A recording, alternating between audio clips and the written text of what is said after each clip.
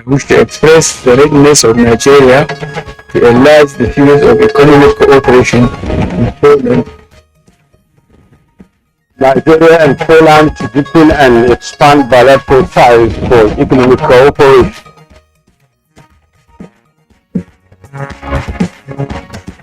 As far as practicable, no Nigerian is disenfranchised on account of displacement by emergency situations. Eligible internally displaced persons will participate in 2023 general elections, INEC assures Nigerians.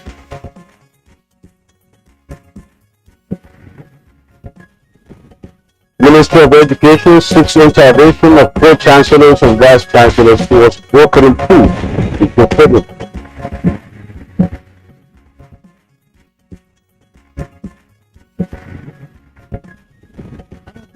Today, we shall focus on steady the gains in the fight against insecurity.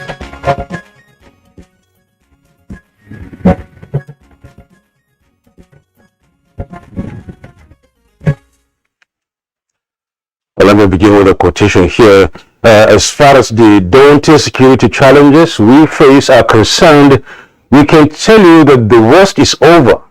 Never again will terrorists, bandits, and their cohorts hold sway in our country. End of quote.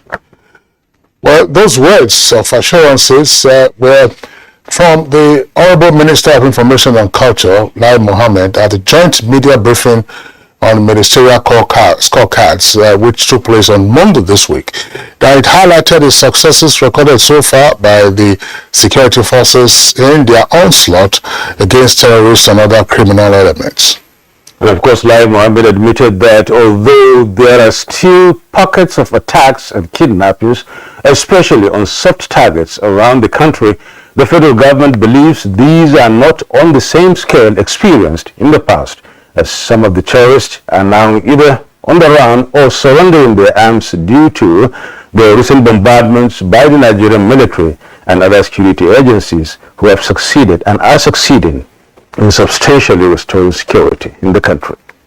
Now, other ministers, including those of defense, that's General Bashir Magashi, Interior Minister Rauf Aregbesola, as well as Police Affairs Mohammed Dingyadi, alongside the Chief of Defense Staff, General Lucky Irabo, were also at the press briefing. Now, they acknowledged that heightened insecurity under the present administration was the greatest threat to national peace and security since the Civil War.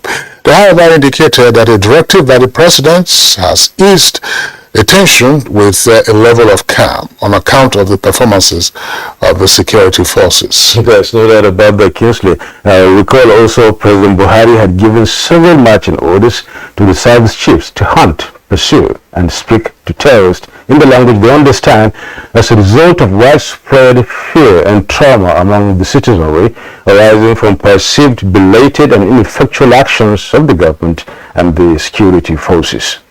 Well, the feeling of insecurity was further aggravated when a state governor, disturbed by the spate of killings in his state, directed every citizen to own a firearm for personal protection, particularly during the rainy season. We're here talking about the governor of Zamfara State, and that perhaps captured the extent to which the state of insecurity had degenerated at a time.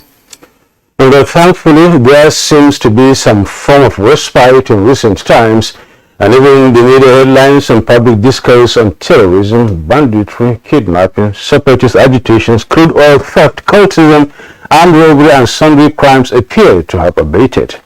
Well, some pessimists may argue, regardless, that what we're experiencing is probably an uneasy calm, but nobody, of course, prays for the resurgence of terror unless the one is an enemy of the state. Now, that's why the government and citizens alike are, of course, sovereign the current respite from the spirit of insecurity that once racked the country. Now, all thanks, of course, to the bravery and gallantry of the security forces who toiled day and night to ensure that the rest of us sleep with our two eyes closed.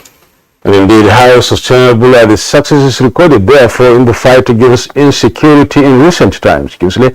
And what are the winning strategies and what synergy is required among key players to win the war against terror and entrench peace for national development?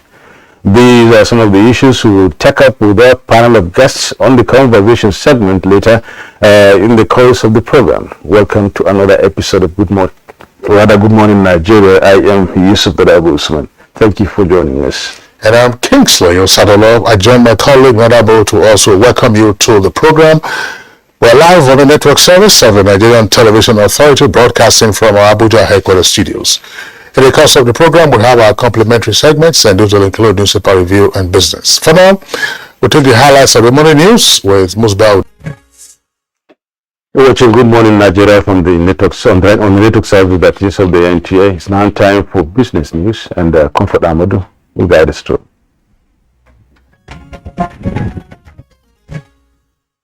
Minister of State for Petroleum Resources, Dimitri Silva, says Nigeria is positioning to become a major gas supplier to Europe. Following the global energy crisis, the minister spoke on Tuesday during a panel session at the 50th anniversary edition of Gas Tech Conference 2022 in Milan, Italy. The minister maintained that funding of gas development was a win-win for Europe and Africa. So the passage of the Petroleum Industry Act PRA 2021, which has provided a clear fiscal framework for gas development, Nigeria will be able to attract more investment to the sector and increase its reserves. To the equities market, where trading session closed on a negative note. The all-share index shed 0.69% to close 49,644.92 basis points, and equity capitalization fell to 26.7 trillion naira. 138.9 million shares valued at 2.7 billion naira were traded in 41,247 deals. The top three trades were Sterling Bank PLC, Transcap, and Zenith Bank. With business news, Comfort Amadou. Thank you very much, Comfort Amadou, for the business package. Up next for us now is newspaper review.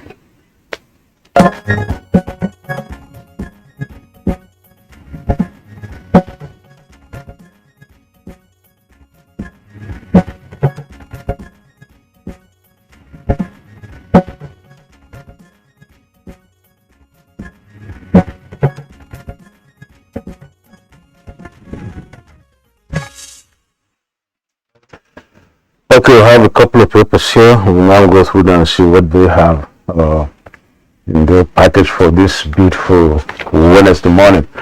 Can we get started with the Punch newspaper and then see what we have on the front page of the Punch newspaper this morning?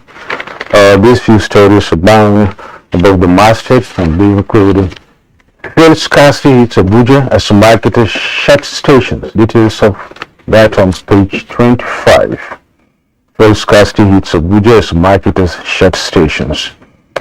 And on page 26, Insecurity, FX crisis cut capital inflows by 23%.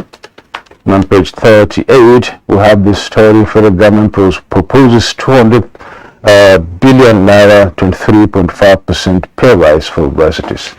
Federal government proposes 200 billion naira, 23.5% pay rise for universities. We also have another story there. INEC deleting double registrants from voter register. So is the chairman, Mahmoud. And moving down a little, there's a little window there beside the nameplate which says PDP NEC divided over call for IUS removal. Details on page 29. The big story on the Punch this morning is anti-drug war. FG, that's federal government, freezes 600 accounts seizes 249 luxury vehicles. You have details of that on page 2. In the following right is there.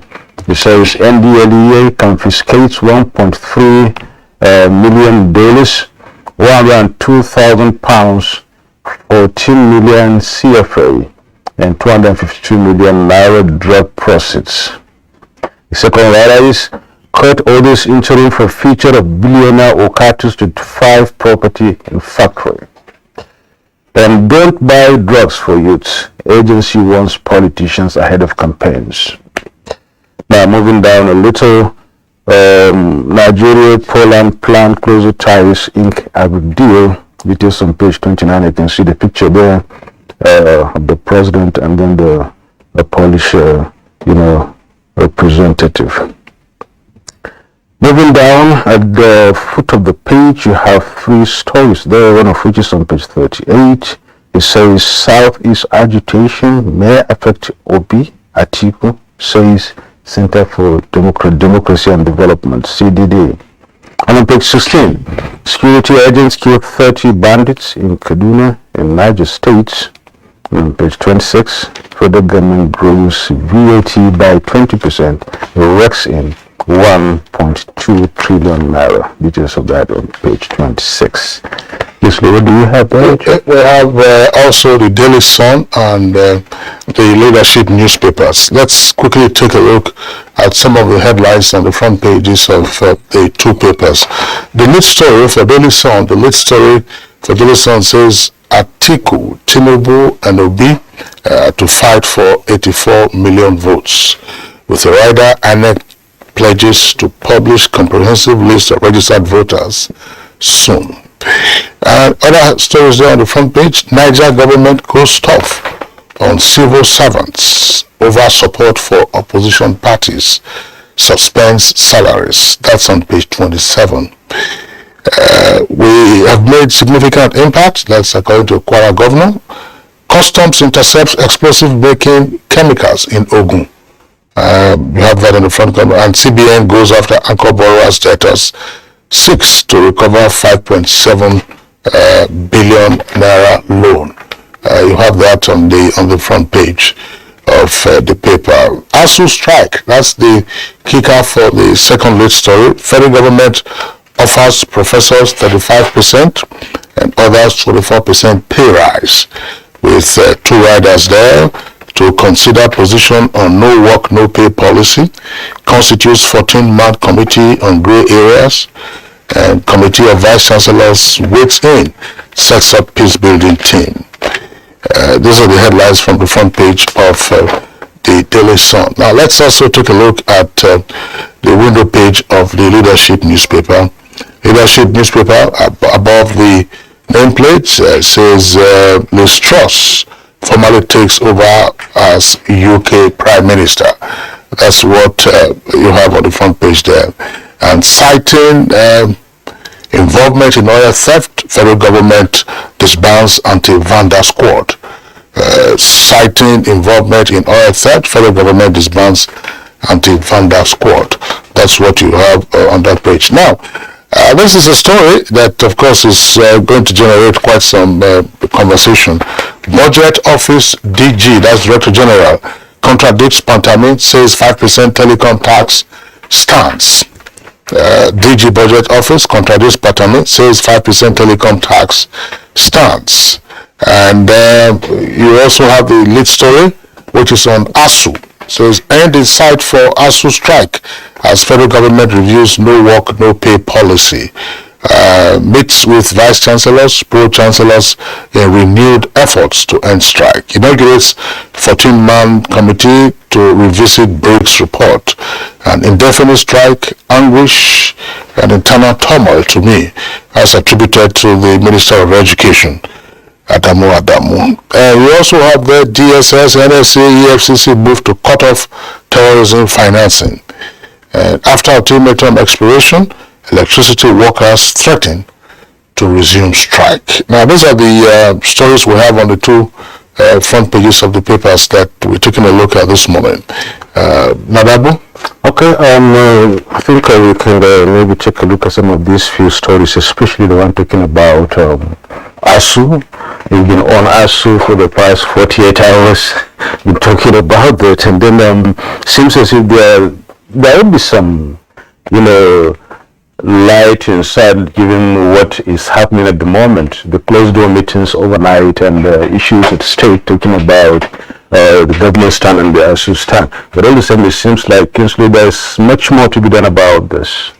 Well, there's still a lot that is outstanding. There are all kinds of propositions with regard to how to ultimately resolve the crisis, so that it is not that they reach a compromise and you say, okay, we are suspending the strike. 6 months or 9 months down the line, you issue another warning notice for a warning strike, and after a warning strike is a strike, by the way, the law doesn't recognize a warning strike. A strike is a strike, and then after you get back to business. What is it that can be done? I'm not hearing conversations around the funding of public universities, particularly federal universities. We're not hearing official comments. We're not hearing it either from ASU or from the federal government itself, because what is obvious from what experts have indicated is that the current funding arrangement just cannot sustain the system. The federal government is offering, as according to the reports, pay rise 35% for professors and 24% for others. And then how far would that go? What is it that universities can do? If you have a uniform pay package for professors who live, for instance, in high-cost environments, Lagos, Port Harcourt, Kano, Kaduna, and versus professors who live in other areas, how do they bridge this? Before you know it, again, we're back to the same old story of complaints of inadequacies and so on and so forth. And then there is also, in my opinion, the exceptionalism, it appears, of ASU. If we wish to amend the appropriate Trade Disputes Acts and the labor laws with regard to no work, no pay, then you delete it from the laws. But if it is there in the provision and it applies to every other trade union, then it should apply, of course, across board, including ASU itself. Because if you say you have gone to war for the purposes of ensuring that the benefits and entitlements and due regard are had to the public universities, there should also be the scars of war. Well, Kingsley, there is no missing word that is about the no work, no pay, issue. Because truly speaking, as the president said, okay, there wouldn't be any need to break the law. If that's what the law says, then it stands. But I'm much more concerned about the issue of the public university, as you say, talking about, the funding. How can universities be self-sustaining? We should really continue along that line, always coming to government for pay rise, for sustenance, for maintenance, for everything. I think in other climes, universities are supposed to be self-sustaining, and even self-sustaining, I must say, because they are the ones that generate, revenue for themselves in order to run their universities. Salaries could be there, but all the same major issues can just be part of what the university can do. And that will go a long way, in trying to, make university education more or less much more respected. Because as the dictum goes, that it's only when you put in a stake that you be a stakeholder. And then you can't really be a stakeholder without having to, get a little sweat out of it. So parents, the community, the society, the university, I think should start looking deep inwards in order to see how this very university system can be sustained individually and collectively, looking for internally generated revenue and how they can go by that. That would be a very good leap. Well, it would be a good leap. We had again a conversation around that issue yesterday on how to rethink university autonomy, because again there are some impediments to the exercise of autonomy by universities and what they could therefore do to be in a position to generate their own revenue, as you will find in some other jurisdictions. So that's clear. But I think that it is probably overly optimistic to say that there's an end in sight for the ASU strike, unless ASU wakes up today and says, fine, we are calling off our strike. The 14-man panel that has been set up after the meeting of the Honorable Minister of Education leading the federal government with pro-chancellors as well as vice-chancellors of federal universities. The 14-man panel, what are the terms of reference for the 14-man panel? Is ASU part of it? It means that the 14-man panel, well, the first do is work, and then you now invite ASU and say, this is what we have on the table. But most significantly, in my opinion, to the extent that we do not get to hear at the end of this a revised funding arrangement for federal public universities, then we just back to the same old story of saying, oh, ASU goes on strike, they make some gains, they make some wins, and then they say, all right, we'll continue to talk, we'll call off the strike, call the students back to campus, those who want to graduate, quickly graduate, and then they take up, and a year down, 2 years down, we're back to the same old story. So we hope that they're able to sort that out. The other story of interest has to do with the 5% telecoms tax. I think that it is important. Today is Wednesday, and the Federal Executive Council meeting usually will hold today. There is no indication that the meeting is not going to hold. Now, the Director General of the Budget Office is saying that he is not aware of the revocation of the 5% levy on telecoms services. We believe that at the end of the Federal Executive Council meeting, there should be a firm statement on what the exact situation is. Is the 5% levy on telecom services abrogated? Is it suspended? Or does it stand as the DG Budget Office is saying? They are, of course, from different ministries. One is the Ministry of National Planning and Budget and National Planning, and then the other is, of course, Ministry of Communications and the economy. So it's important that stakeholders have some clarity on this issue with respect to 5% levy on telecoms services standing or not standing. So that's for that. But you wanted to say something? Yeah. At least looking at that 5% issue, I think no matter what it is, if it's not left the way it is, it seems it's going to tinker with the medium time expenditure framework, given the contents of that and what the law says about that. And no matter what the situation is, at least the 5% is a welcome development, but nonetheless is going to go a long way. Strengthening the law is looked at. I'm sorry to leap in. The medium-term expenditure framework is not cast in stone. Let's be realistic. Yeah, it is not really. It's not. So if the president had said, look, there are complaints from stakeholders about the 5% levy as one of the additional sources of revenue, then of course you go back and revise it, and revise the MTF, and then proceed there from. So we have all kinds of, we know that there is a revenue challenge, but revenue challenge is not one that should lead to the kind of lack of clarity that we are seeing with respect to whether or not the 5% levy will stand or otherwise. So that's one. There is a story that it's not on the front pages of the papers this morning. The story came about last week. If you recall, there were reports about Nigerians being denied entry on arrival at Dubai, even though they had, according to them, valid entry visas into that country.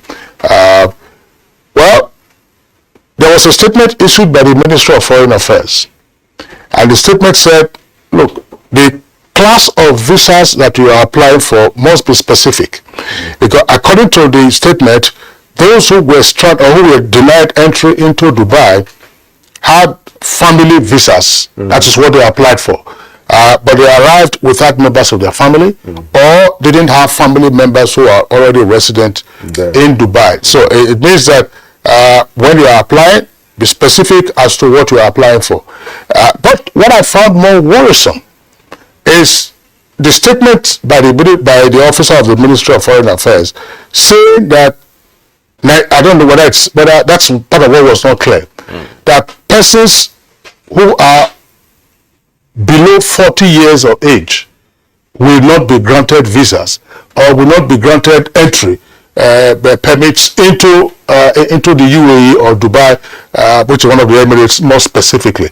I'm just wondering, is that, which was, well, as I said, it's not clear from the statement, is that restriction applicable to every person around the world who is seeking to get into Dubai? Or does it apply strictly to Nigerians to say, if you are below 40 years, then you cannot get a visitor's visa or a tourist visa to get into Dubai? If it applies specifically to Nigerians, I think that's a matter that the Ministry of Foreign Affairs ought to take on. It may not really apply to only, I mean, to the whole world anyway. Neither should it also apply to Nigerians alone. Specifically, why am I saying this, Narabu? Any Nigerian who is age 40, I mean, the Nigerian would have graduated at least 15 years earlier, completed youth service, been in some gainful employment. And so you are a person of means. So why therefore would it be that if you are below 40, age 40, you are potentially a Trump in Dubai or otherwise? I think that these are the kind of things that you get to hear sometimes, and then there's no clarity, and it's a slaw on Nigerians. There are many Nigerians well before now who made their wealth legitimately in their 30s. Yes. And there are many examples. And there are many Nigerians who are below 40 who are successful professionals. So why would it be that there is a policy that will restrict Nigerians who are aged below 40 from entry? I know it's the right of a country to admit persons, but I think it's a matter that the Ministry of Foreign Affairs should look into and then take it up seriously. I think we should call it quits on this segment. You're watching Good Morning Nigeria. We shall now take a break. We'll be back in a moment with the program proper. Stay with us.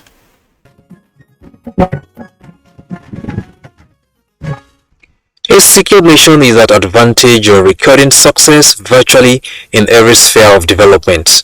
While it is evident that no nation is completely devoid of security skirmishes, the ability to quickly and eagerly respond to breaches is an underlying factor. Nigeria has had the cause to contend with security challenges ranging from terrorism to banditry, kidnapping, and farmers' herders clash, among others. Tongues have ceaselessly wagged over the inability of security agencies to decisively deal with the perpetrators.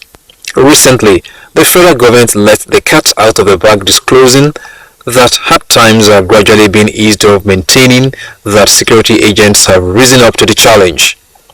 It was an assurance that adequate peace is returning to the country and that the worst period of insecurity is over. The pointers are that in the past 4 weeks, more than 3,000 Boko Haram terrorists, including members of their families, have surrendered, with troops recovering large quantities of ammunition and illicit drugs. Thanks to the purposeful leadership of President Buhari, we can say, I want to repeat, that the worst is over, and peace and security are gradually returning to the land. Please seem to understand or respect this action. We may still witness isolated cases of security challenges here and there, but it will not be on the scale with implemented in mass. Kidnapping for ransom, armed banditry, communal clashes have been some of the security threats that bedevil the region. Accordingly, joint military operations are being conducted in the service to overcome the threats and to entrench peace and security. The security agencies want to be challenged and likely debated the groups and forces constituting the threats.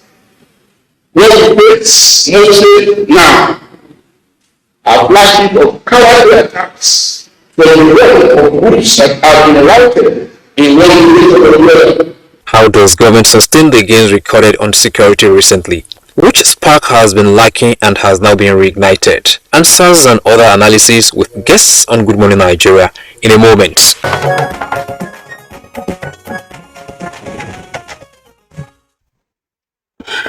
All right, that was a background report by our correspondent. We have two regular guests on the security issues here with us in the studios. Let's welcome Brigadier General John Temlong. Of course, he was the first commander of the Multinational Joint Task Force and former president of the Alumni Association of the Defense College.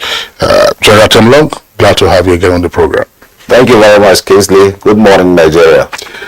Also here, another regular with us, Dr. Kabir Adamu, a security risk management expert.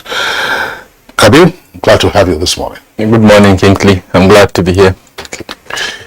And then from Kaduna via Zoom is Samuel Aruwan, Commissioner for Internal Security and Home Affairs, Kaduna State. Good to have you on the program, Samuel. Thank you. Good morning, and I'm happy to join you today. Thank you very much. And also from Gusau via Zone 2 is Ibrahim Magaji Dosara, Commissioner for Information, Zamfara State, and he's joining us from Gusau. Thank you so much for joining us, Dosara.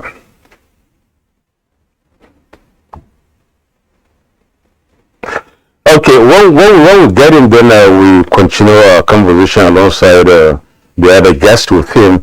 But for a start, let's get started and get moving and see what justice we can make to, sustaining the gains in the fight against insecurity. And recently, we must all admit that, of course, there are some gains made. And, of course, the bandits, the terrorists, and, all those negative elements in the society have been traced and chased to where they are. They've been not having it easy. Let me start with you, Kabir Adamu. Can we have a sense of these gains? What are these gains really, and how much talked about is it? Why are we really, celebrating, or rather talking about the gains so much without looking at exactly what they are in tangible terms? Thank you, Nadabu. To your question, why? First off, security is at the forefront of everybody's, existence, as it were.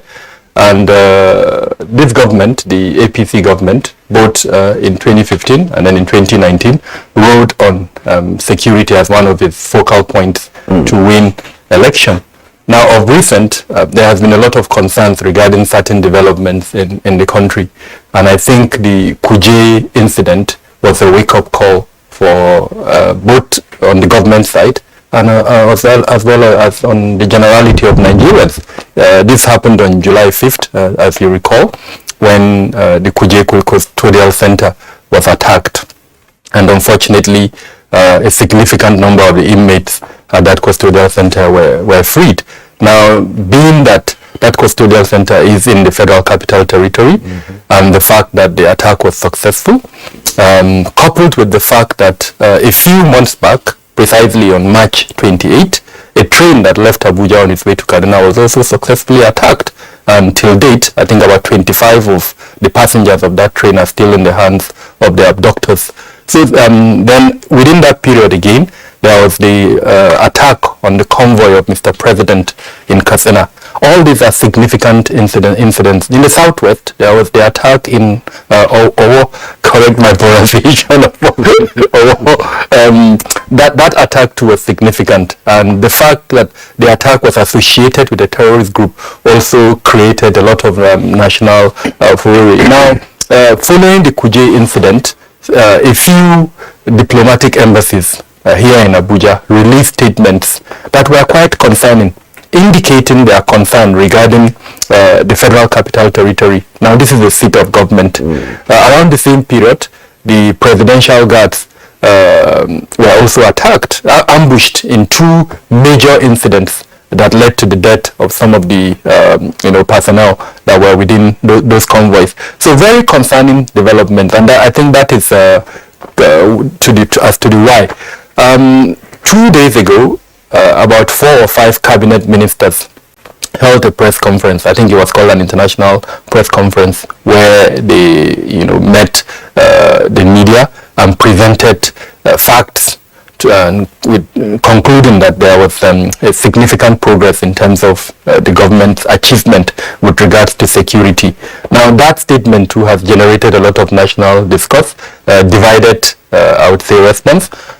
Some Nigerians think it's true, there are progress. Other Nigerians think, no, it's work in progress.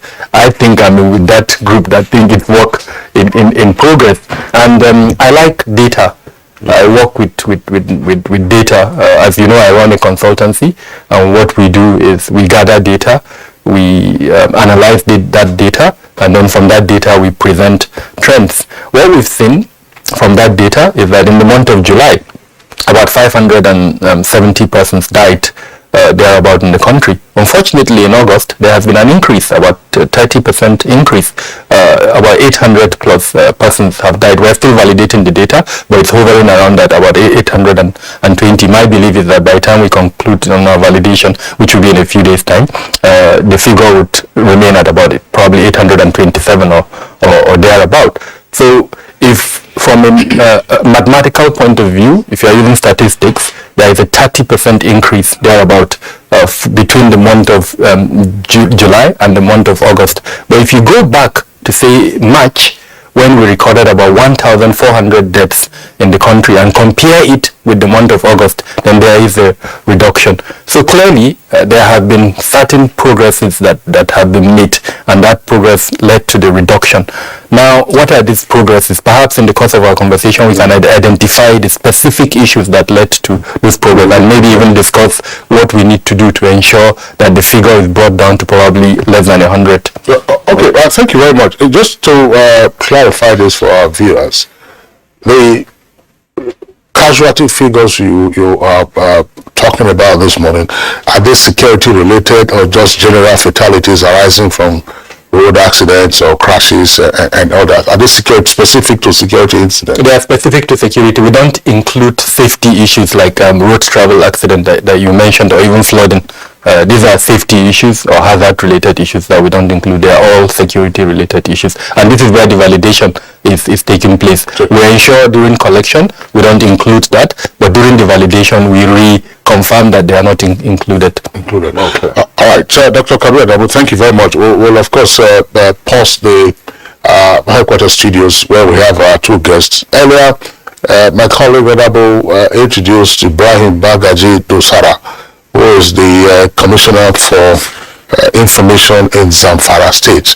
You can see him there on the screen. He's joining us via Zoom. Ibrahim Dosara, we're glad to have you on the program this morning. Thank you, Kingsley. Good morning. All right, so your visual image is very sharp, and the audio is also sharp. So we're going to take advantage of the two Zoom connections before we come back to the studios. But let's begin with Samuel Aruwan, who is the Commissioner for Internal Security and Home Affairs in Kaduna State. Samuel Aruwan, tell us, is there a respite from insecurity in Kaduna, which had been a hotbed in recent months? Yes, to be candid, I can confirm to you that there is indeed a significant progress in the fight against bandits and terrorists who have been carrying out their nefarious activities, especially in Birnangwari, Chukun, Giwa, and parts of Kajuru, and also Giwa local government areas. We've seen significant counter-insurgency and bandit approaches. It may also interest you to know that the ground troops have done so much in neutralizing scores of bandits from Fodonwa, Galbi, Damba, Gwagwada, and also Chidandan general areas that stretches Benungwari, Giwa, and Chukun local government areas. And again, if you also look at the southern Kaduna general area, the general area has been calm. Troops of Operation Safe Haven have also been working very hard, and you will quite agree with me that the southern Kaduna general area, like I said, has been calm for some months. The same thing again if you look at the Kaduna Abuja Road is very strategic in view of the fact that it links the northern part of the country to the federal capital and also southern part of the country. Within the last 2 to 3 months, we have not recorded significant incident on the roads that straddle about 3 local government areas. We've seen a lot of synergy. We've also seen a lot of deployment of troops. The Operation Thunder Strike has been strengthened. The Operation Wild Punch also are doing so much, added with the air components of the different operations. So I agree with what my brother, Dr. Kabir Adamu, said. I concur with him. There is indeed significant inroads in view of what we have experienced in the past. And furthermore, if you recall, Kaduna State government has been talking about the intersection between the Boko Haram and the bandits, and we saw the culmination of their intersection on the 28th of March 2022 when the train that left Abuja for Kaduna was attacked. Now, within that, before that period, there was no significant inroad of taking the battle to the hideout of these bandits and terrorists within our boundaries with Niger State, Zamfara, and Katsina.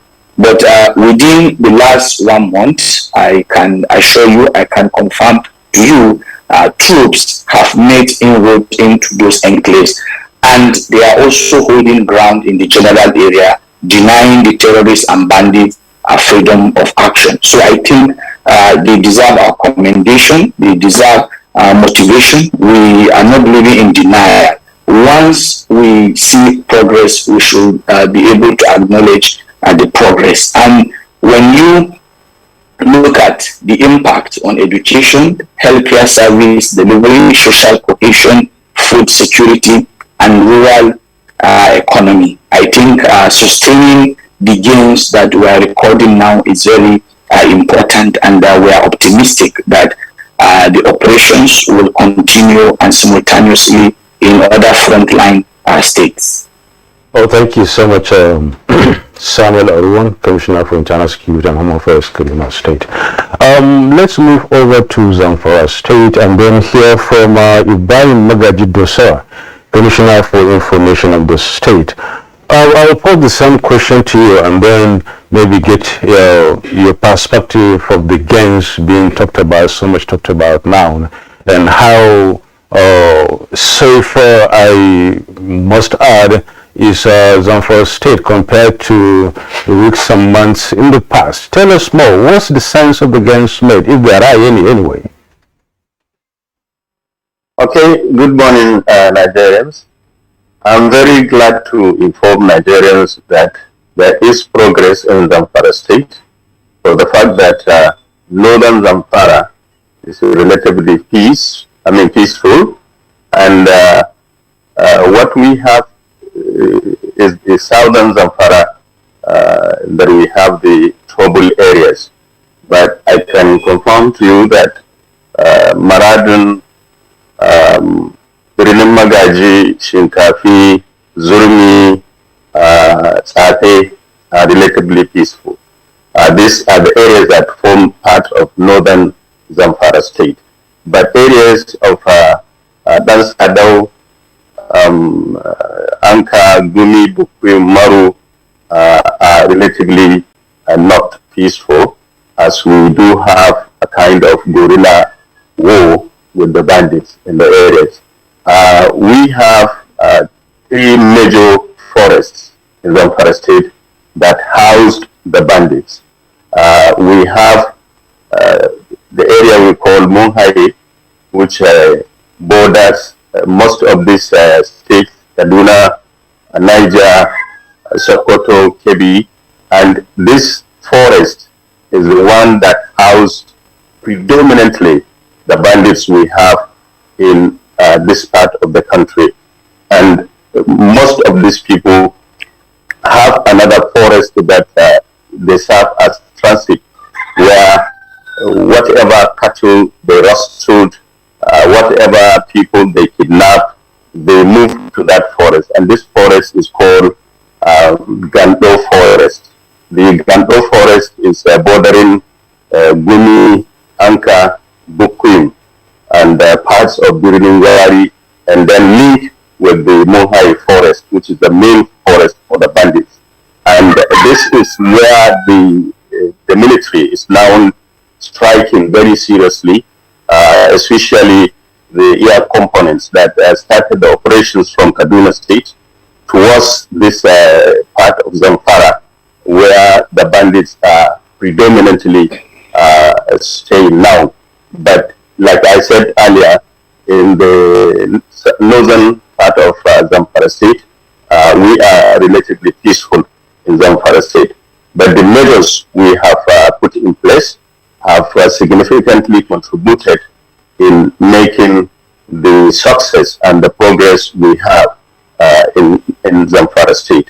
We are very glad to tell the public that, one, the security measures we have taken to recruit 9,500 security watch or community protection guards have significantly contributed. They have been helping the security agencies to work day and night to ensure that communities are protected, bandits are prevented from attacking the communities. And two, the other measure we have taken, where we said there is this intelligence gathering committee has seriously also helped, where we are getting a lot of information about the bandits' movement, their enclaves, their activities, and so on. And we relate to the security, and they quickly take action, and it is seriously paid, because all the movements of the bandits are being observed and noticed, and security are following them wherever they move. And we have also a standing committee, security standing committee, which we recently established, that is working in collaboration with the communities, in collaboration with the security, to ensure that no mayhem is inflicted on communities. And also there is the prosecution committee which we have established, and this prosecution committee is following any arrests that is made by the police or the security, community protection guard, to ensure that those arrested are prosecuted according to the offense they have committed, and based on the constitutional provision and the executive order signed by His Excellency the Executive Governor. So I concur with my co-participants that there is progress, but it's still not yet Uhuru. All right.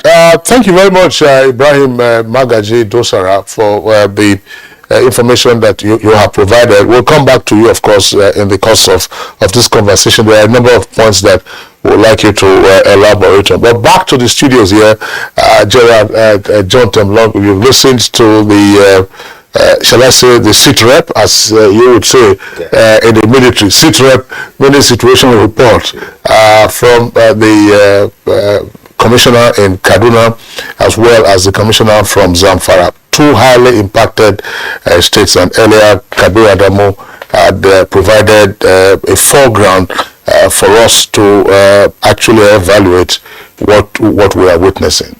I pose the same initial question to you. Is this a season of uneasy calm, or we are actually now decimating the bandits and all those who have made us almost uncomfortable in recent months? Well, thank you very much, Kingsley. I think from a professional point of view, I would say that the military has, the security forces and the country are gradually moving to the all of government and all of society approach that we've been advocating for dealing with this situation. You can see that after the commander-in-chief's marching orders to them, what has happened is that asymmetric warfare is an intelligence-driven warfare, and that intelligence actually comes from the citizens. And you could see that intelligence coming out from the marketplaces, from the forests, from the farmlands and the rest, and the terrorists are being isolated, and that gives an easy target for the military to decimate them without collateral damage. And everything that we want to do is that because you are fighting within your own country and you want to avoid as much collateral damage as possible, so you don't want to hit innocent civilians and the rest. So you can find out that even at the fringes of the Lake Chad, you will see a lot of the terrorist commanders. I think about 5 or so were eliminated in just about a day or two ago, with scores of them. And you have, it's becoming so hot for them that you have droves of them now surrendering, and that poses a lot of humanitarian problem too. And so it goes to say that they are taking the fight to them. What is happening in Kaduna and Zamfara too, it's quite instructive. But what I want to think is that the governments of those states need to do more, because we're talking about an all-of-government approach. If you hear the narrative from the Zamfara State Commissioner, he is telling you that the states that are bordering, the local governments that are bordering Kaduna and Niger states are where they are moving and the rest. I think there needs more synergy. I tell you, when I was Commander 23 Armored Brigade in Yola, the Northeast governors, we had a set of meetings that we used to coordinate. The governors will come in, the military commanders and the police will come in, and the SSS, all will sit down and look at the security situation in the whole of the Northeast zone, because these people cross from state to state.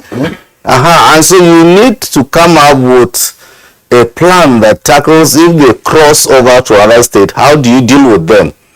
And I think it is against that background that multinational joint task force was established. So you don't hit in Nigeria and run to Cameroon, or you hit in Cameroon and run to Nigeria and Chad. I think this should be done more within this country. We need to see the governors of Zamfara, Kaduna, Niger, Sokoto, Katsina coming together with all the security commanders, discussing the situations in their areas, and see how the military or the security people will come up with plans to deal with those things, so that these people do not move from point A to B. You say the Russell Castle in Zamfara, they move to Niger. And then when they're in Niger, it's not written on them that they are terrorists or rustlers or bandits or anything. It's just that they are just moving in the bush. So we need synergy, and we need that these governors, you see, the all of government approach will include even the tiers of government, not just at the federal level, so that they work in synergy with the security agencies to be able to handle the situations. And once you're able to isolate them, it's easier for the military or the security forces to take them off. But the important thing is that you must get intelligence, you must isolate them. And I've said it time and over again that they don't leave off the ground. Whether they're in the forest or anywhere, they come back to buy food. They come back to buy fuel. They come back to buy parts for their machines. They come back to buy medications. They come back to buy drugs, or people supply them. So these are veritable ways of gaining intelligence on them. And so we must be able to get this thing. They spend so much money on intelligence, and we should spend more. In fact, we don't really need to spend more, but if our citizens are patriotic, then the citizens must take up. That's the all of society approach now. Because once the citizens are patriotic, citizens will be able to make concerted efforts to find out where they are, their habits, where they are buying foods from, who they are, and the rest, and make these reports. And this will be translated into credible, actionable intelligence that will lead to their decimation. And I think what we are doing now is we're getting there. You could see it's part of that all of government approach that you found that the ministers came together to give that conference, at least to reassure the citizens and the country that they are working in synergy, they are working together. But I think they need to up it more. We need not to drop our guns. The problem with the terrorist is that he has all the time in this war. So if you give him respite, he will rebuild and regroup. So there should be no resting for them, no respite at all. We should continue hitting at them hard and hard. And once you do that, the citizens will be more reassured in the way that they will continue to be sending credible information and intelligence that you need to hit them. No, General, please repeat that again. I think that is very significant because that's why I asked earlier, is this an easy calm? Can we sing the victory song at this time? But what you're saying now is particularly important. I believe so. Yeah, I think what we need to do is that the security forces must not relent. They should press on the fight. And this will give the citizens a reassurance that something is being done. Whatever intelligence information they are giving, there is a credible response.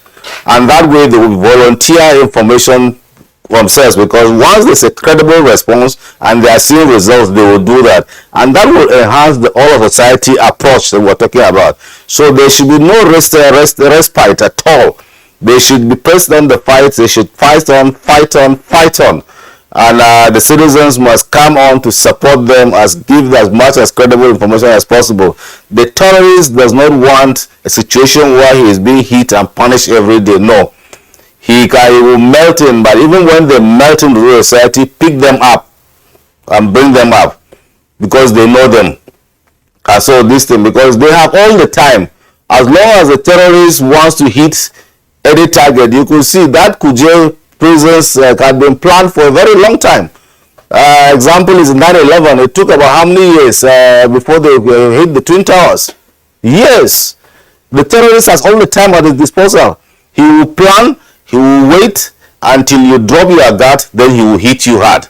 So we shouldn't allow him at all. What we should is that he should be on the run until he is able to give up. There should be no question of any surrender now. Is take the fight to them. As long as they are fighting, fight them. As long as they are hitting citizens here, fight them. Just like the president said, and insisting on that very much in order, take the fight to them and then speak to them in the language they understand. Ibrahim Dosara, I would want you to really react to some of these issues raised by, Major General, rather Brigadier General Temlong. He specifically mentioned his, when he was in Yola as a brigade commander, and of course how they used to meet, and that maybe evolved into what is called the multinational joint task force, as it were. And of course he was the first commander of that very multinational task force, joint task force. Now, if these bandits operate along Niger, Zamfara, Kaduna axis, and once you hit them in one forest, they run to the other forest, Russell catching are moving. And the second item is, of course, as they move too, they become, in need of certain requirements, which forces them to go into the cities and towns and then get them by force or by whichever way. Now, have your government, rather, Zamfara State government, I must say, contemplated, or is it really doing that, talking about, meeting the governors, or the governors meeting Niger, Kaduna, Zamfara, and some other states that are, having this problem, meeting and then saying, okay, I'm with this association. We are now here, and I'm hitting them in Zamfara state. They are moving down to Niger state. What do we do? How do we get them? I mean, this kind of approach, so that as they move, they are being attacked, and as they keep on moving, they are being attacked always. You remember what happened in around the Chad area this time around, about 2-3 days ago, when they were really attacked, and of course they started running all over the place. It started even to the Iwes and whatever, in Kondo, Gabama, and some areas, and they got drowned. These are the kind of things that should be sustained, as we talk about it this morning, sustaining the gains of the fight against insecurity. Dosara? Yes, if Nigerians to recall, at the early 20s, His Excellency governmentally initiated such joint ideas where they meet and discuss security issues and how to deal with them within the northwestern states. But either by commission or omission, there was a kind of differences in ideology with the governors, and that system was not implemented properly. But notwithstanding, His Excellency has been consulting with the governors, the neighboring governors, about ways and strategies they follow to deal with the insecurity. And he is also in consultation with high security commands, taking their advice and also implementing their suggestions to ensure that the security problem is dealt with. Like I told you, that Munhai forest, which joined the states, is a very large and thick forest. In fact, I can call it Sambisa of the northwestern states. That area is a terrible area for the states, and unless that area is dealt with squarely using air and land components of the military, this problem will continue to exist. So the idea of coming together is being implemented, but not in the way it's supposed to be, because the governors are having different ideologies on the fight against the bandits.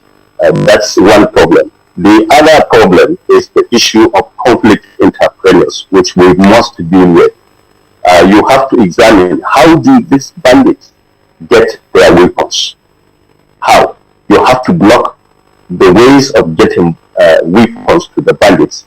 And secondly, how do they get their daily needs supplies, ranging from food, ranging from alcohol and other dangerous drugs they get, which make them crazy and start killing people. You have to block all these doors to ensure that the whole issue of banditry is dealt with in this area. But no matter how the governments come together, no matter how they strategize, if the doors of getting the weapons and the conflict entrepreneurs are not dealt with, this problem, I'm sorry, will persist. Okay, Dosara, thank you very much for the comments that you have raised. The issue of conflict entrepreneurs is one we will deal with in the course of this conversation. But let's bring in again Samuel Awa, the Honorable Commissioner for Internal Security and Home Affairs in Kaduna State. Honorable Awa, if you can hear me, I would like you to also comment on the level of intergovernmental cooperation that our guests have spoken of with regard to dealing with the consequences of the dispersal of the criminal elements, bandits, terrorists, because as the security forces hit them in Kaduna and Zamfara elsewhere, chances are that they will disperse elsewhere to other contiguous states. So Zamfara, you heard the commissioner say a while ago that he was talking about differences in ideology. I'm not quite sure we can find a synonym for the word ideology, but what he seems to be saying is that there's very little cooperation amongst the states. So how can this be overcome? That's one. But link that up, for instance, with citizen cooperation. How much citizen cooperation has been galvanized? Because it was embarrassing some months ago when some states, including Katsina, for instance, placed an embargo on movements as well as shutting down petrol stations, and we found that civil defense officers were arresting women who were carrying petrol and other supplies in all kinds of receptacles, including bags that are normally used, jute bags that are normally used for rice, and so on and so forth. So in Kaduna, for instance, how much citizen cooperation are you getting, and how sustainable is that, and what can be done to ramp up intergovernmental collaboration? Well, thank you very much. I will not want to, I don't want it to look like I am trying to disagree with my senior colleague, Dosara, but I think I should make this clarification. There is a standing committee of what we call frontline states, states that are affected with this banditry and terrorism. And all our governors are part of this standing committee. And the representatives of the governors, talking about commissioners of security from Zamfara, Sokoto, Kaduna, Niger, and special advisors on security from Katsina, Kano, and Jigawa are part of this standing committee. This committee meets regularly. We do peer review, we meet physically, apart from the fact that there is a platform which we communicate 24/7. I think I should make this proper for you to know. The Commissioner of Security and Home Affairs in Zamfara State is a member of that standing committee. What do? We share intelligence. We do a lot of peer review. Added to that, there is another standing committee that comprises heads of security agencies in the front line states, the commissioners of police, the director of state security, the garrison commanders, that is on the side of the army, and the same thing on the side of Air Force, because we have two divisions in the northwest and Niger State in north central. One division in Kaduna covered Kaduna, Niger, Kano, and Jigawa, while the 8th division in Sokoto covers Sokoto, Kebbi, Zamfara, and also and Katsina State. So we are not working in different fronts. We are working together. We are interacting together. It may interest you to know. Last week, an ex-soldier who was ferrying arms and ammunition from Nasarawa was intercepted along Kaduna Abuja roads. That was as a result of our synergy that we have on the ground. Yes, we have differences. I think some of the differences that we have is around the area of saying we are going to sit with bandits, we are going to negotiate with them. That is the area that we are having differences. But in the general note, we have standing interaction where we are exchanging information. I feel I should say this so that I will put the record straight. Now, coming back to the issue that you are talking about, what are we doing in order to mobilize citizens' engagement or citizens' involvement? We are doing a lot of things. For security reasons, I will not be able to talk about the local security architecture that we have put on the ground in some of the frontline areas in Kaduna State, because we wouldn't want to compromise security and safety of our locals who are involved in this. But I want you to know that we have a strong security participatory engagement with critical stakeholders across the state.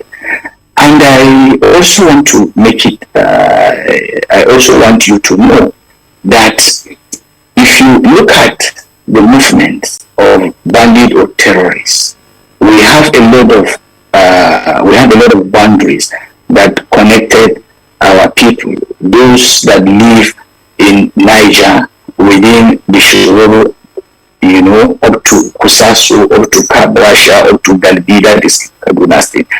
These bandits are very mobile. They are highly mobile. So we have a mechanism on the ground that involves security agencies and government getting information about their movement. But like I said, for some reasons, I will not be able to say more about it. But the long and short of what I'm trying to say here is this. There is indeed cooperation.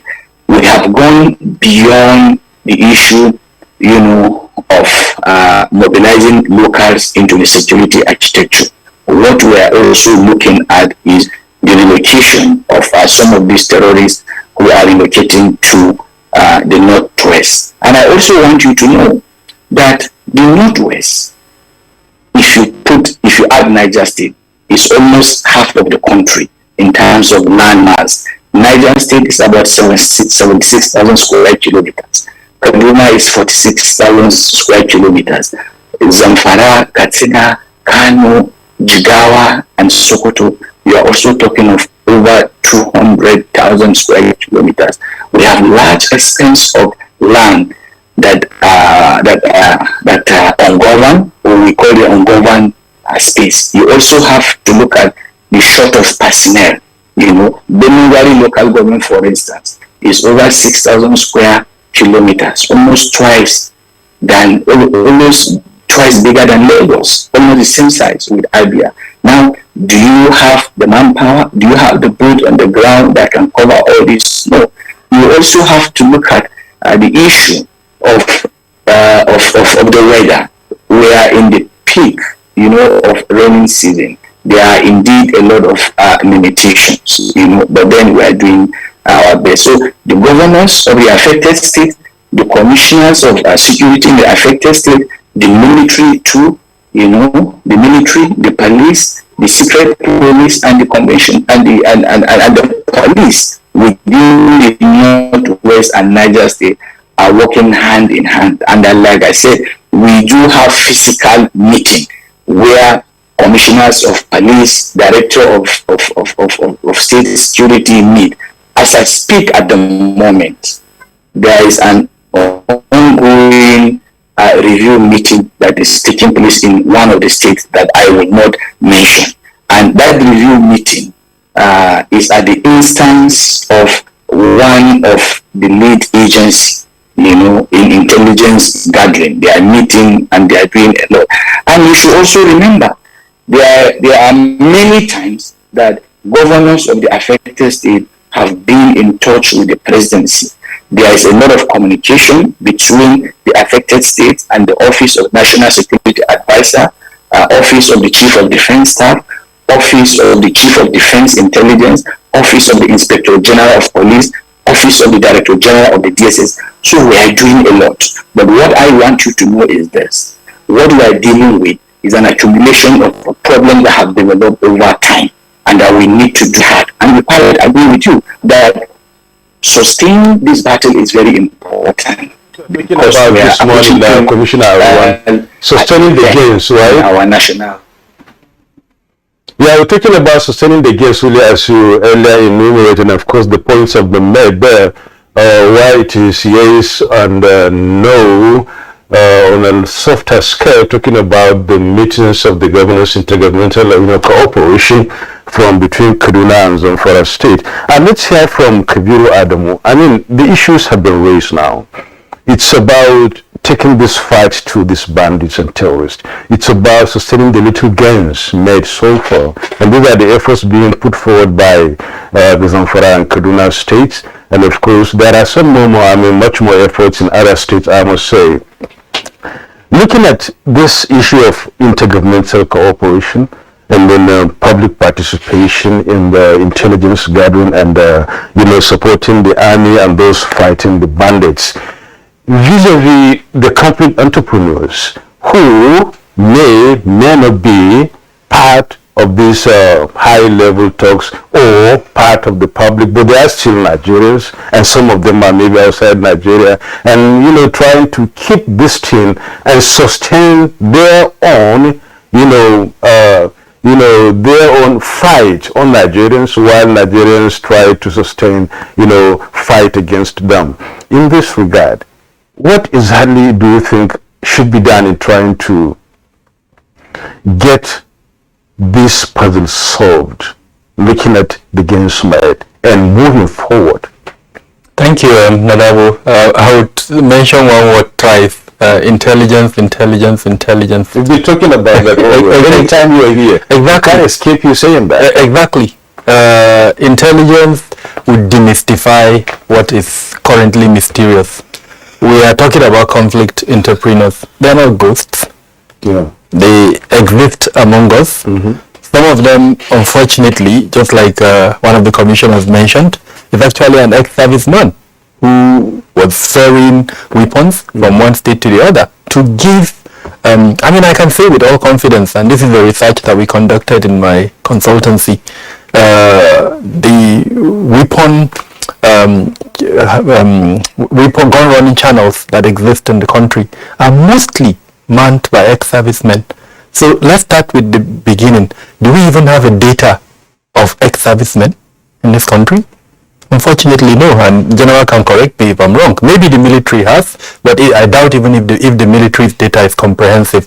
By that, I mean, do we know where they are at the moment? Do we know what professions they're doing? Remember, they've been trained in weapon handling.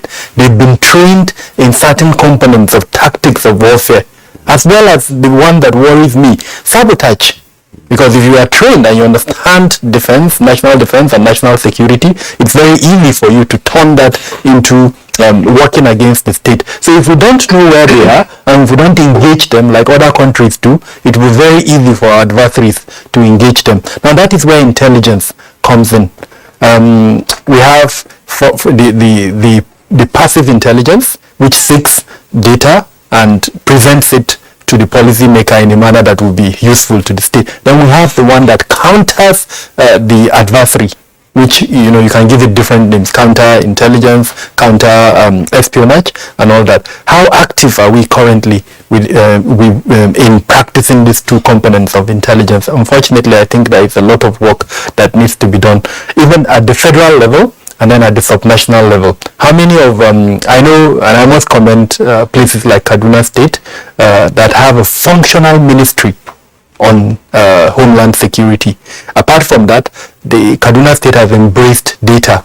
They are able to gather data, analyze that data, and present it to Nigerians. That shows progress. It also shows where there is no progress. So we know, for instance, that at least 3 local governments have been identified where there hasn't been significant progress, just like the Honorable Commissioner. I'm not cutting you short here. I'm just trying, before we go on break, because I've been pressed for break time now. You mentioned data, you mentioned ex-servicemen, who they are, where they are, not their numbers are not there, but what they do for a living and how are they surviving. So it's an easy catch for the terrorists and the bandits if they are even left alone. Coupled to the fact also of the fact that, the pension scheme in this country is one thing to talk about too.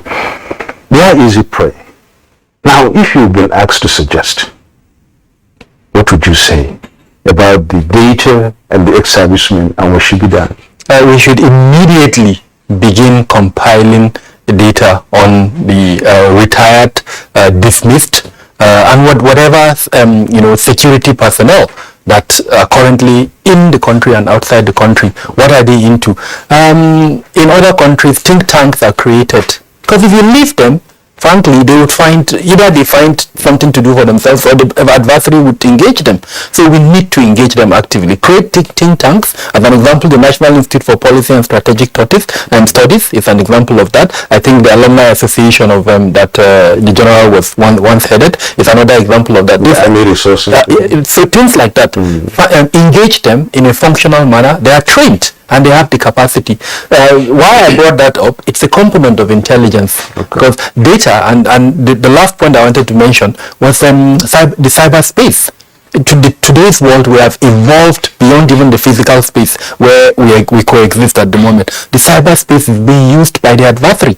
How do they train their members on how to couple IEDs? Most of it is in the cyberspace. So we also need to enhance our capacity, and that brings me to the last point, the point of the Ministry of Digital Economy. We are yet to incorporate that ministry into the national security architecture. We are living witnesses that a few weeks ago, the minister, in a public statement, yet the security agencies are not harvesting the intelligence that exists within his ministry. So we have to find a way. I'm not sure of the solution at the moment. We could create a separate department and hand it over to the military as a neutral body to ensure the protection of the information that would come from our harvesting of data within the cyberspace. The reason why I mentioned the military is there is concern, because if you harvest data, especially in a political setting like ours, it could be used against to achieve political purpose. So we have to find a neutral body, and that's why I'm suggesting the military as one of the most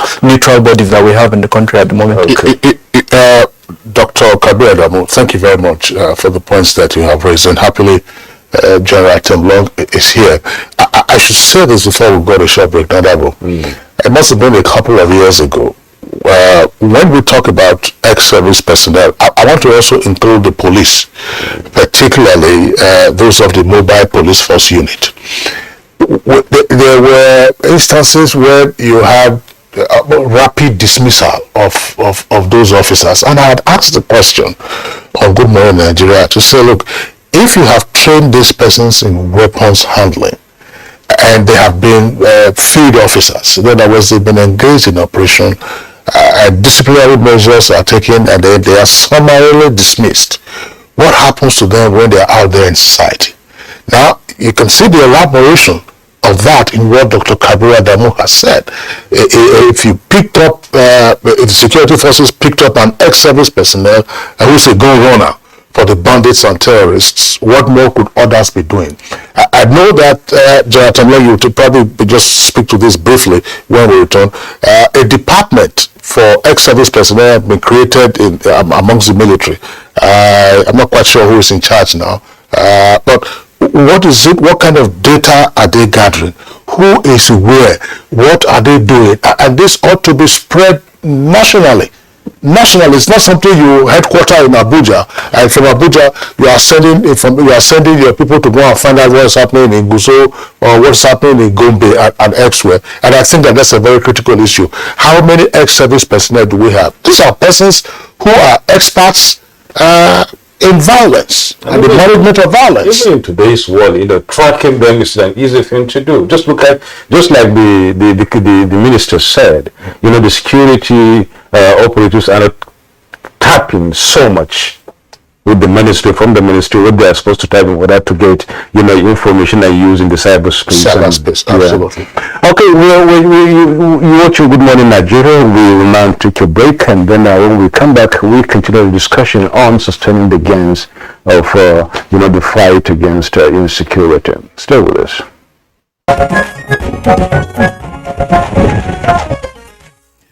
All right, you're welcome back, and it's still Good Morning Nigeria. We're live on NTA's network service, broadcasting from our Abuja headquarters studios. All our four guests are still with us. Commissioner for Information, Zamfara. Commissioner for Internal Security and Home Affairs for Kaduna, both of them via Zoom, and two of our regular security analysts, Dr. Kabir Adamu, as well as Brigadier General John Temlong. General Temlong, one of the issues on the table right now has to do with how to further tame the menace, if you may, of conflict entrepreneurs. Conflict entrepreneurs important in terms of supply of illegal personnel. That's to say, recruitment of the personnel who will carry out these acts of banditry or cattle rustling. They're also important in terms of financing. Then they are, of course, also important in terms of access to weaponry. And one of the aspects that Dr. Kabir Adamu raised has to do with the role of ex-service personnel. Have we given sufficient consideration to this? And if we haven't, is it time to begin to look more closely into that category of persons? This is not a general law on ex-service personnel. They've served the country, but there are some loose cannons amongst them. Well, thank you very much, Kingsley. I think this is one of the most important issues that has been burning some of us, the senior retired persons. It appears Nigeria is being penny wise and pound foolish. there's a lot of intellectual properties out there reposited in the retired personnel. A lot of them have combat experience, having served in ECOMOG, having served in the multinational joint task force. Some, even the Civil War veterans are still out there. A lot of them are better trained because they trained even the crop of officers, because some of them trained in about 5-7 countries abroad. Some of us, the present crop, but have not gone to that. They don't have that opportunity. Now, there is what the military came up with, so the government came up with, called Security Debarment Allowance, SDA. Security Debarment Allowance is primarily meant for the government to hold that intellectual property that has been deposited in you, that you will not use it against the state. It becomes a government property.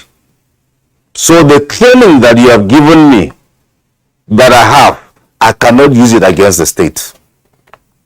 The state will hold me responsible. So the state buys it from me and allow me only to use it for the good of the state. Now, you found out that there are some agitations here and there that they are not paid, people are all these things. But I think this is one of the ways that government can term this distributor of knowledge that is out there in the ex-servicemen, that you must pay them the security debarment allowance, buy off this intellectual property that you have spent taxpayers' money to train us, so that we will not use it against government. And if you do, because there will be a law, if you do it, you have infringed certain things because it's already a government property. So you cannot use it. So you are cutting one source from them. So even the training of the terrorists, supplying them information and supplying them even the weapons and the rest. Because you'll be surprised, how are these people using a lot of these sophisticated weapons, stripping them, assembling them and the rest? Somebody out there might have had some knowledge to train them on it. You just don't just buy a machine gun and know how to strip it. You don't buy an AK-47 and know how to strip it. I'm not cutting you short here, but I just want you to make further clarification on the security debarment allowance. Yes. In Nigeria. Yes. This is an international thing, not even Nigeria. Let's come back home. We're talking about issues that affect us seriously. Yes. The ex-servicemen, Nigerian Legion, and some other forces all over. They have retired, whose intellectual capacity, intellectual skills should be harnessed and brought over, used for the security of the state. Exactly. Is that happening? No, it's not, because that's what is the problem now. Some people have been given, some have not. So what we are saying, it should be across the board so that it will be pound wise and penny foolish. Who are the ones given and who are not? It's the government. The government, I think they started from 2017. Those who are retiring to that time are doing, but those before 2017 have not been paid, and they are more in number.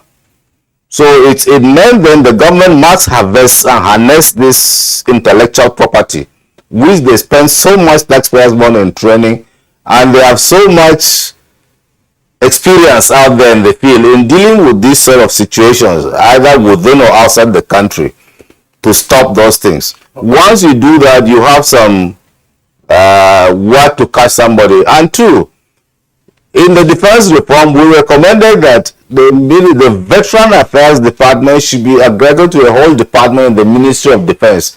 And these are part of the things they're supposed to be doing. The Ministry of Defense, there is already what it is now, is a small department under the Director Joint Service.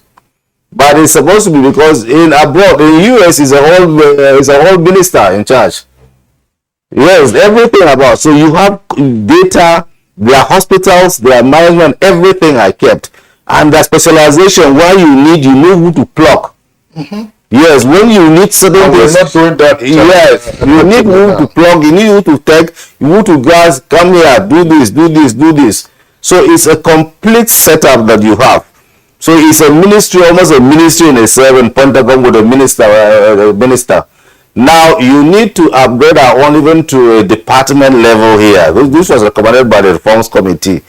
And so that should be done, because we are moving dangerously into a situation that the crop of young men that are living now, they are less patriotic than we. Because we had our own training right from youth. We were trained to be patriotic. We started building the spirit of nationalism before independence. Now you're having a crop of people who are now coming with the Yahoo situation. And as far as they're concerned, anything goes. Anything else is money. Whether it's good or bad. And so when this crop comes now and take over from those of us who will extinct, then you are going to have more serious security problems in this country. So they need to be tamed. They need to be tamed. General Temlong, Kabir Adamu, and then our two commissioners who are still with us for this conversation. We want to thank you for the perspective that you brought on. Obviously, there are many more ramifications to deal with. And just to say that the security debarment allowance will be, it's something about the equivalent in common law will be what we call restraint of trade. Restraint of trade is a contractual agreement whereby an individual will say, yes, I will not carry on a certain business. For instance, if you are employed, I'm just giving it as a restraint of trade, it's part of the contract.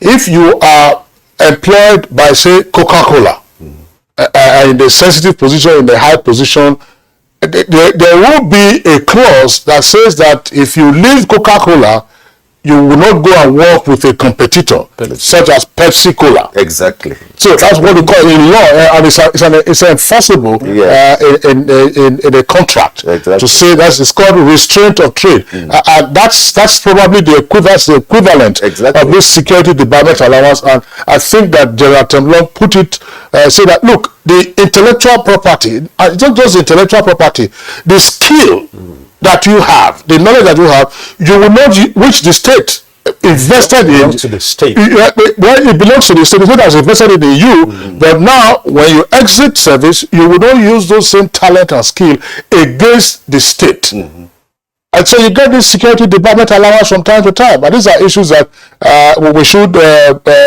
continue to ride on. And I believe that we're going to have a follow-up conversation on this issue. The Commissioner in Zamfara, very quickly, if you're there, Tosara, tell us, well, let's not get into the issue of intergovernmental cooperation, but we know that the message is out there that all the states would need to collaborate, and they will need to collaborate not just at the level of members of the Executive Council, but more importantly at the level of the executive governors of those states. But how much of an impact has the governor's call to arms been in terms of reducing insecurity in the state? Because we had a conversation on this subject matter where the governor said, look, resort yourself up, arm yourself. When you see the bandits, take them down. Is that working? Or the military and other security agencies have ensured that of course, doesn't become the situation in Zamfara? Well, that issue has become security, which should not be discussed on media. We leave it within ourselves, and we are dealing with it on the legal manner. So, and one thing I just want to add is there is a kind of community-initiated dialogue, which is working perfectly as I'm talking to you. Various emirates came up with a dialogue where they sit with the bandits and they discussed on peace process, and many of them are now surrendering their arms, and they are living in peace with the members of the communities. So that's it. But the issue of having legitimate weapons, we have already taken decision on that, and we are forging ahead, and we will not disclose the stage we are now on media. It is something secret now.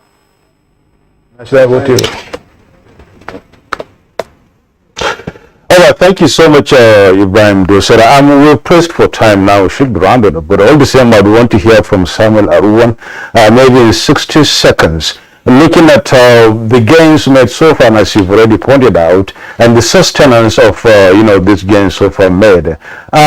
Give us maybe in your own few words, what do you think Kaduna State must do in order to support the army, and then those fighting with not only the army in trying to get this again consolidated and improved upon, and then maybe work towards 2023. Don't forget, campaigns will soon start, and of course elections are by the corner, and all of their politicians, you'd want to go around and talk to the people and get them to vote.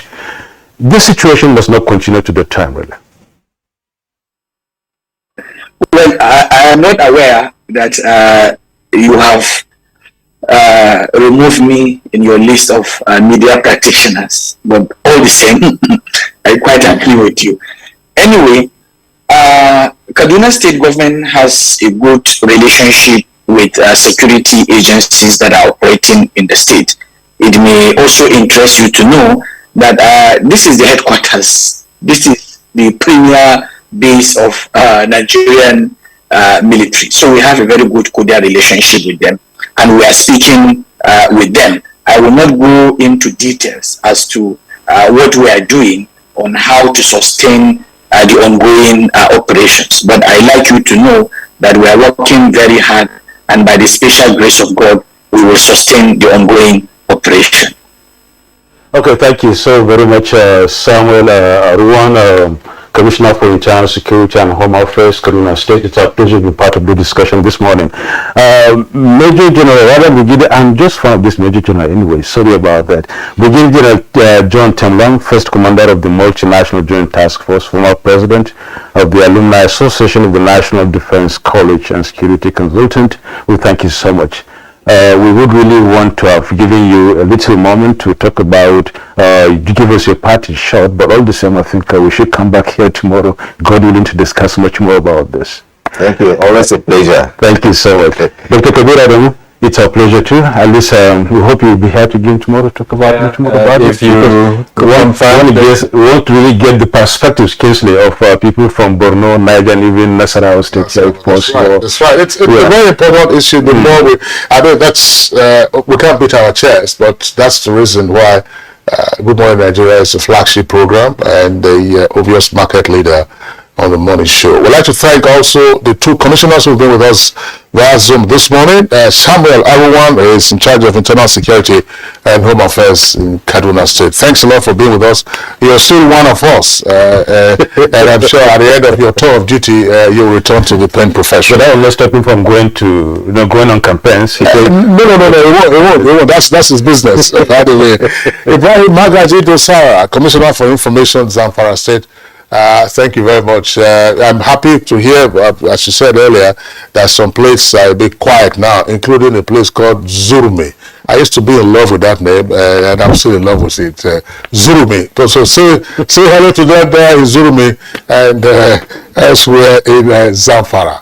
So that's it for us on Good Morning Nigeria today. Deep thanks for tuning in. Join us again tomorrow for a fresh package, same time, 7 o'clock in the morning. I'm Kingsley Osadolo. And I'm Yusuf Merabuso. See you again.